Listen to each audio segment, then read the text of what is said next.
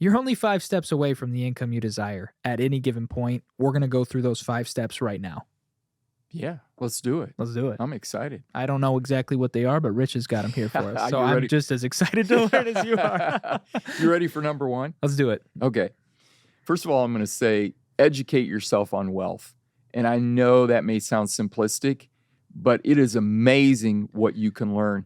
And you may need to re-educate yourself because not everything that we've learned growing up will get you to wealth. It may get you a job, it may get you a paycheck, but I'm not so sure it'll get you to wealth or increase or give you the income you want. What are some of the common things that we think might get it, that have been taught to us that we should do to make money that you're saying might not be the actual things we should do? Go into debt for $250,000 to go to college, and then after you graduate, go get a job for $50,000. Now, come on. That is not going even $50,000 for a job that pays you $50,000. Exactly. Right? Right. So you do have to re-educate yourself. Yep. And so broaden yourself. Probably most of what we've learned about money typically is from our parents. Yep, that's true. So not that they did it wrong, and maybe you had great parents that taught you great principles of wealth, but they learned those principles of wealth and passed them on to you. And that's not common.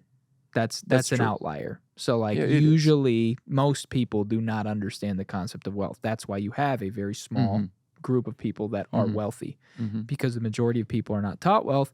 And unfortunately, as we've talked in the past, greed comes into the picture, and there are people at the top who have power over some of the education, and they're keeping people suppressed, especially in other countries, not allowing them to understand how to build wealth. They're keeping all those principles to themselves so they can hoard it. So that's a problem, but here we're gonna get you over that problem. Yeah. That's not a problem on 5 Ideas. When you listen to this show, not a problem for you. But you brought up a tremendous point. I don't want to slide by that one.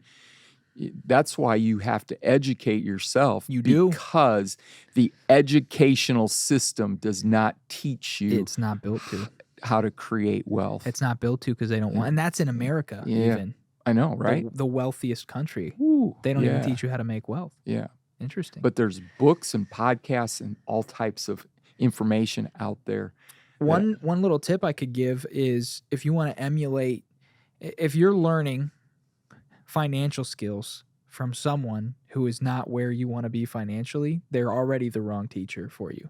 So if somebody's teaching you how to earn money and they currently don't earn the income you desire, move on to the next person and go find someone and get under the tutelage and mentorship. And that's as simple as buying a book, buying Rich Dad, Poor Dad, buying Think and Grow Rich, buying these books that are very popular among entrepreneurs because they work. The principles never change. The truth will never change. So some of what we're talking about may sound too simple, but that's the thing. Simplicity is wealth. Yes. You think about the Starbucks model, and I'm preaching just slightly. No, you're good. Starbucks is so simple. They don't change. They have the second largest franchised company in the world next to Subway, which is simpler. It's sandwiches. It's sandwiches. And that's why, because they take that business, they don't make it glitzy and glammy. They take one and then, they do another one. Yes. They do another one and another one. And it's so boring because they're just repeating the process, but the process worked. Works. Never discount the fact that something may sound simple. Oftentimes, the simpler, the wealthier. Yeah. So educate yourself. And interesting, you brought up Rich Dad, Poor Dad. Find yourself a rich dad. And you can just do that by a book that you read. Yep. You don't have to know the man, but you read their materials, listen to podcasts, and you begin to. And by dad, you mean mentor. I mean mentor. Right. Absolutely. Exactly. Yep. Yeah. For those of you unfamiliar with the book, it's a good book, Rich Dad, Poor Dad. Yeah. Robert Ready for number 2? Yeah, number 2. All right. You and I have talked about this before. Let's talk about how you raise your set point. Okay. So once you educate yourself, you want to raise your set point because most of us are raised with a set point. Like we have this idea of what an ideal amount to make, or if I could just make 30,000, if I could make 50, if I could make 100, if I could make 250. So one of the things that helps is if you're every year raising your set point. You're going to increase your wealth. You're going to increase what you make just if every year you set out to say, I want to make more than I did last year. That's genius. Yeah. And then you find a way to do it. Yeah. You may make, let's say you make $75,000 from this job and you say this year I want to make 80,000.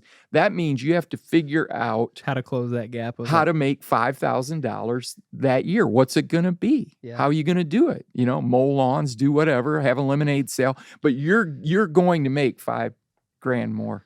And remember, we're talking about how the 5 steps for you to achieve the income you desire. Right. So that we're not saying you have to become a millionaire. Mhm. We're talking about the income that you desire.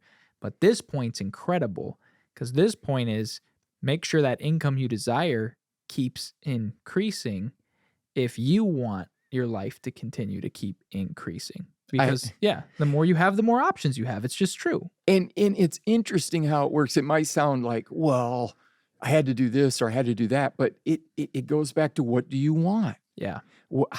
So I had a client that wanted to make $12,000 a year more. Well, that's easy, right? Right. That's $1,000 a month. Easy. And he started doing things like he realized in his business that if he chose to drive to the location versus fly to the location, he would actually get $300 back. Interesting. So he made $300 extra a month just from driving versus flying. Now he's got to figure out how to make 700 more, and he's figuring that out by doing this, doing that, doing this, doing that. His set point is going up. But when you start, you'll never increase if you never have a goal to increase. You'll never even think about increasing. But when you set the goal, then your mind starts to go, what can I do to close that gap? But if you're like, I'm good at 100K. You'll probably stay there at 100K. And the problem with staying at 100K is that 100K, the economy will do this for you. It will devalue that every year. Absolutely. Every year, what you're making now is less. So you're going to want to keep up with it anyway, just with inflation and beyond. It's just interesting to see how people, when they raise their set point, they get there. It's true. It's like, how'd that happen? It does. You have more in you. You have more in you than you believe. You start to think about, this is what I'm going to make, and then opportunities come up, and it's in your mind, and it happens. I like that. Raise your set point. Number 3. Okay, this might sound funny, but ask for a raise. Okay. A lot of people don't ask. You have not because you ask not. You have not because you ask not. And you should be asking for a raise. Somebody in your organization is getting that money. Why not you? Think about it. Throw it out there. I wonder, even for people connecting with us, I wonder, somebody would say, when's the last time you asked for a raise? It's true. I would maybe take it one step farther. And let me know what your thoughts are on this too. I know, being an employer and having been an employee, that I'm more likely, I agree, ask for a raise. I agree with that. But when you ask for a raise, I think that it's very valuable for you to come in with a value proposition to that employer, because that employer is always looking for ways to grow the business and maybe cut costs even. So asking for a raise isn't necessarily a great just deal right away for that person. But if you come in and you say, I would be very interested in learning more than I do now so that I can add more value to the company, because I do want to earn more money. I'm really glad you clarified that, because you are exactly right. If you're doing the same thing, getting the same results, I don't know that you deserve a raise. Yeah. But let's say you're a performer in your organization, then I absolutely agree with that. And I actually did that at one time. I went in to my boss, and we had a person leave the organization at the time, and I said, I can take over that job if you want me to. And I said, so let's negotiate That's incredible. my rate, what that would be. And will cost you less because you don't Yeah. have to pay a full-time salary.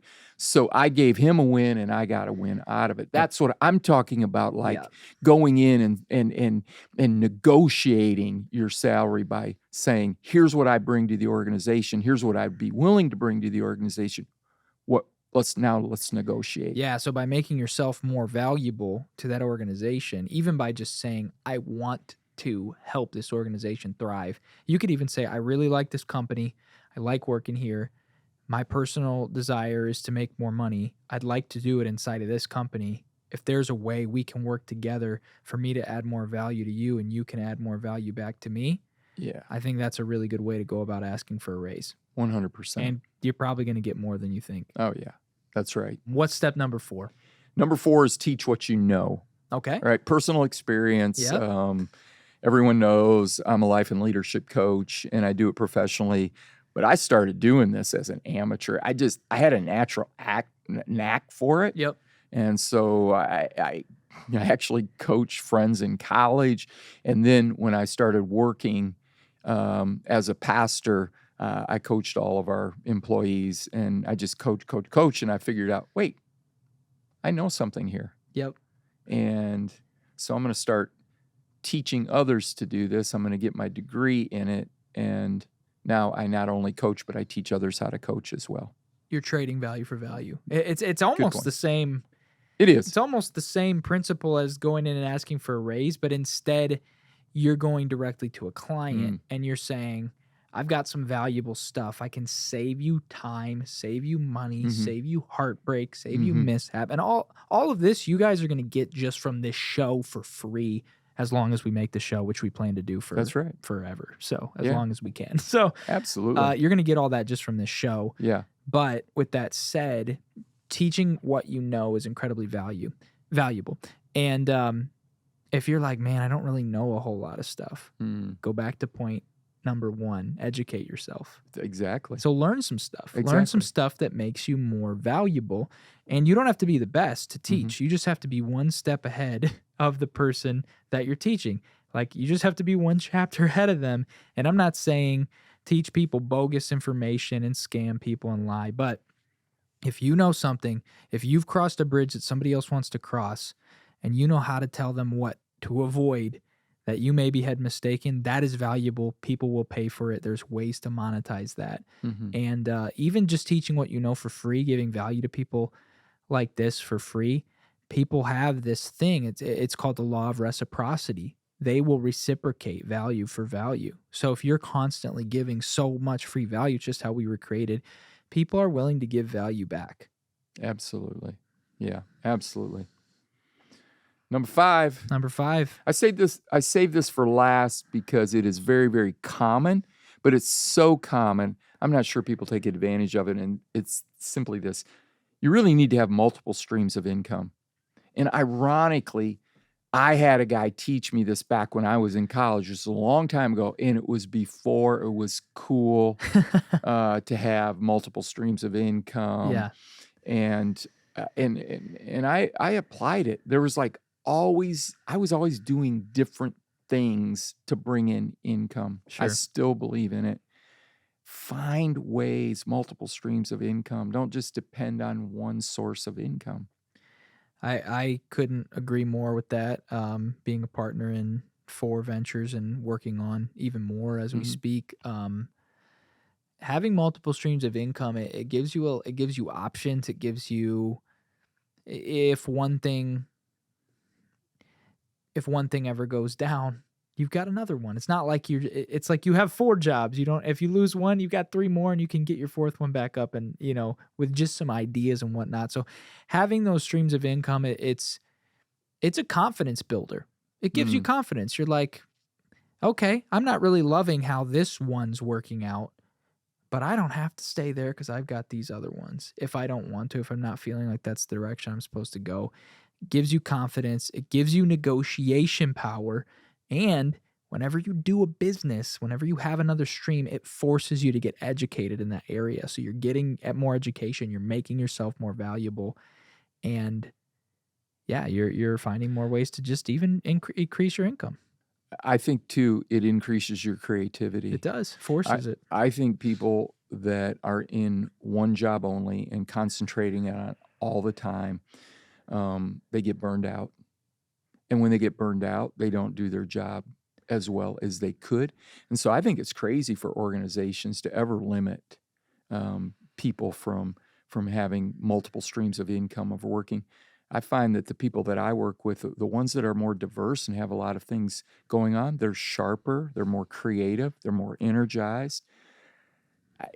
And so you're right. Now, if one's not going well, there's another one that might be, but I think also your mind is shifting Yep. constantly to, okay, I'm going to work on this day, this day. I think it helps mentally. You said in the past something that's always stuck with me. It's the more you do, the more you can do. Mm-hmm. Versus you feel like, I don't have enough time. I already work a full-time job and go to Mhm. college. Well, if you already work a full-time and go to college, it's now time to start your business and maybe look for your spouse. That's exactly what I did. So that's why I'm suggesting it. The more you do, the more you can do, and you'll never know your limit till you try. And people that have wealth have several things in common, but one that I discovered was fascinating is movement. So in the physical body needs movement, true. and the more you're moving your physical body, the healthier you are. And when they talk about finances, it's finances that are stagnant. Yeah. The old, I go, I collect, the I same save. check, the same. It becomes stagnant. Yep. And you got to be fluid and moving things around. And when you have multiple streams of income, certain incomes can support other businesses. It's just, It's momentum. Yeah, multiple streams of income. Recap me the 5. Number 1, educate yourself on wealth. 2, raise your set point. 3, ask for a raise or add value so that you can get that raise. Yep. 4, teach what you know. Mm-hmm. 5, have multiple streams of income. Incredible. Thank you so much for joining us on this episode of 5 Ideas. We believe that you're getting immense value in each of the 5 key categories that we teach on the show. So keep joining us. We'll keep having free value for you as long as we make the show. And we've got plenty more episodes where this came from, and plenty more to come. So feel free to subscribe. And with that, we'll see you in the next episode of 5 Ideas.